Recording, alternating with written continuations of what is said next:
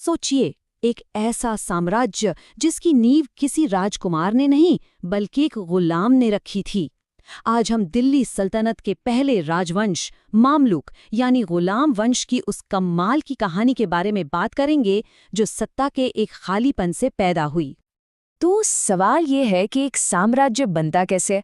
क्या ये हमेशा बड़े बड़े राजाओं और उनके बेटों की विरासत से ही बनता है? शायद नहीं। इसका जवाब काफी हैरान करने वाला है। कभी कभी एक साम्राज्य पैदा होता है एक गुलाम के एम्बिशन से, और यही तो सबसे बड़ा पैराडॉक्स है मामलुक यानी गुलाम वंश का। और इसी इलाके में इतिहास का एक बिल्कुल नया अध्याय शुरू होने वाला था। तो कहानी शुरू होती है साल 1206 से। एक मशहूर विजेता था मोहम्मद गोरी, उसकी मौत हो जाती है। लेकिन वो अपने पीछे एक बहुत बड़ी समस्या छोड़ गया था। कोई साफ उत्तराधिकारी नहीं था, और इसका नतीजा उसके सबसे भरोसेमंद तुर्की गुलामों के बीच सत्ता के लिए एक जोरदार लड़ाई शुरू हो गई। अब मैदान में थे 3 बड़े खिलाड़ी। दिल्ली और लाहौर थे कुतुबुद्दीन ऐबक के पास, गजनी पर ताजुद्दीन यिल्दिज का कंट्रोल था, और मुल्तान को संभाल रहा था नसीरुद्दीन कुबाचा। तीनों ही गोरी के इतने बड़े साम्राज्य का एक हिस्सा चाहते थे, तो टकराव तो होना ही था। इस पूरे केओस के बीच से एक आदमी जीतकर सामने आया, कुतुबुद्दीन ऐबक। सोचकर देखिए, एक गुलाम जो सुल्तान बना, और उसने उस सल्तनत की नींव रखी जो आगे चलकर सदियों तक भारत पर राज करने वाली थी।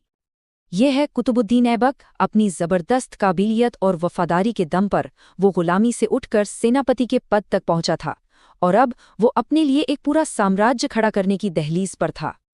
ऐबक ने आते ही तेजी से काम शुरू किया।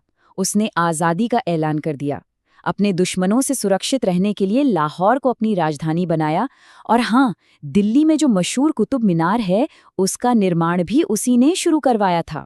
वो अपनी दरियादिली के लिए इतना प्रसिद्ध था कि लोग उसे लाख बख्श कहते थे, यानी लाखों का दान करने वाला। लेकिन उसकी कहानी का अंत बड़ा अचानक हुआ।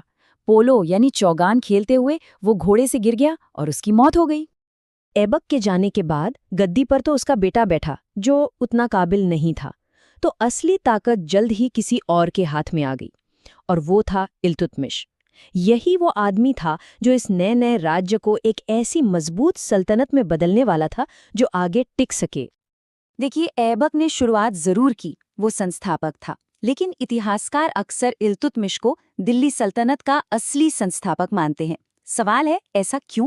क्योंकि ऐबक ने जमीन जीती, लेकिन उस जमीन पर एक ऐसी सल्तनत खड़ी करना जो चल सके, जिसका एक सिस्टम हो, वो काम इल्तुतमिश ने किया।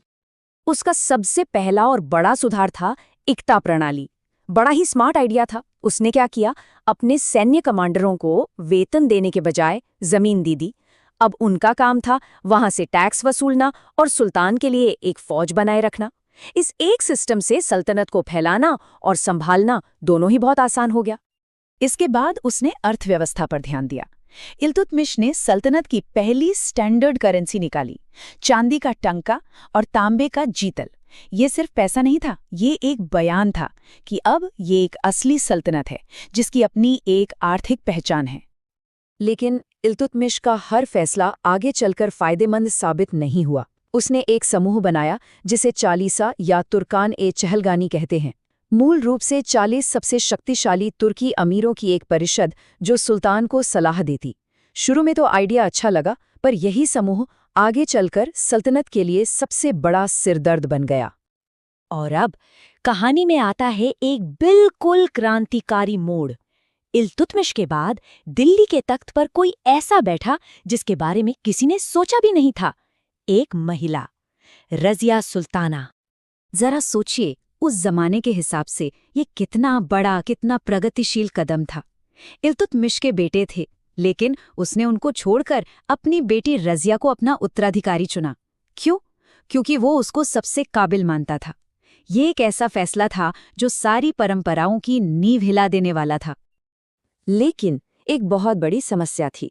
याद है वो चालीसा वाला समूह? हाँ, वही। उन शक्तिशाली तुर्की अमीरों को यह बिल्कुल मंजूर नहीं था कि एक महिला उन पर हुक्म चलाए। उनके लिए रज़िया की काबिलियत से ज्यादा उसका महिला होना एक मसला था। रजिया का राज छोटा था लेकिन बहुत ही उथल-पुथल भरा। 1236 में दिल्ली के लोगों के समर्थन से वो गद्दी पर तो बैठ गई, लेकिन वो लगातार उसके खिलाफ साजिशें रचते रहे। आखिरकार भटिंडा के गवर्नर ने बगावत कर दी और 1240 में रजिया को हरा दिया गया, पकड़ लिया गया और मार दिया गया। एक बहादुर रानी का एक दुखद अंत हुआ, लेकिन उसका नाम इतिहास में हमेशा के लिए अमर हो गया।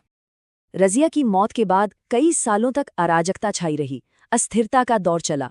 फिर इस केओस से उभरा एक और शक्तिशाली व्यक्ति, गयासुद्दीन बलबन, एक ऐसा आदमी जिसने ठान लिया था कि सुल्तान की ताकत को किसी भी कीमत पर वापस लाना है। और सबसे बड़ी विडंबना तो ये थी कि बलबन खुद उसी चालीसा का सदस्य था। वो उनकी ताकत, उनके तरीके, सब कुछ अंदर से जानता था। और जैसे ही वो सुल्तान बना, उसका सबसे पहला निशाना वही समूह बना जिसने उसे इतना शक्तिशाली बनाया था। वो जानता था अगर सुल्तान को सबसे ऊपर रहना है तो चालीसा को खत्म करना ही होगा। तो बलबन ने ये किया कैसे?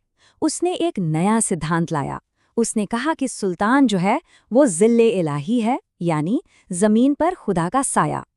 इसका मतलब साफ था, सुल्तान की ताकत सीधे ऊपर से आती है और किसी भी अमीर की हिम्मत नहीं होनी चाहिए उसे चुनौती देने की। बलबन का तरीका बहुत ही व्यवस्थित और कठोर था। पहले तो उसने खुद को ईश्वर की छाया घोषित कर दिया। फिर उसने दरबार में सिजदा यानी जमीन पर लेटकर सलाम करना और पैबोस यानी सुल्तान के कदम चूमना जैसे सख्त फारसी रिवाज शुरू किए। इससे ये साफ हो गया कि सुल्तान सबसे ऊपर है। उसने चालीसा को धीरे धीरे खत्म कर दिया, अमीरों पर नजर रखने के लिए एक जासूसी प्रणाली बनाई, और तो और सेना पर सीधा नियंत्रण रखने के लिए दीवान-ए-अर्ज नाम का एक अलग सैन्य विभाग ही बना डाला। ये डर और पूर्ण नियंत्रण पर आधारित एक राज था। तो ऐबक के आने से लेकर बलबन के इस लौह शासन तक इन गुलाम राजाओं ने आखिर पीछे क्या छोड़ा? क्या है इनकी विरासत? इनकी विरासत काफी बड़ी है। असल में इन्होंने दिल्ली सल्तनत की नींव रखी जो 300 साल से भी ज्यादा चली। इक्ता जैसी प्रशासनिक व्यवस्थाएं और टंका जैसी मुद्रा दी। और एक बहुत महत्वपूर्ण बात, उस वक्त मंगोल हमलों से हिंदुस्तान के केंद्र को बचा के रखा। इंडो इस्लामिक वास्तुकला को पेश किया। लेकिन शायद इनकी सबसे बड़ी देन ये थी कि इन्होंने साबित कर दिया कि ताकत सिर्फ खानदान से नहीं मिलती, काबिलियत और हिम्मत से भी हासिल की जा सकती है। तो इसके साथ हम एक आखिरी सवाल पर आते हैं। गुलाम राजाओं का आना ये तो साबित करता है कि सत्ता को कोई भी हासिल कर सकता है, लेकिन उनकी पूरी कहानी, जिसमें लगातार लड़ाइयां हैं, बगावत है, सत्ता को केंद्रीकृत करने की कोशिश है, वो एक ज्यादा बड़ा सवाल खड़ा करती है कि आखिर मुश्किल क्या है, एक साम्राज्य बनाना या फिर उसे बनाए रखना।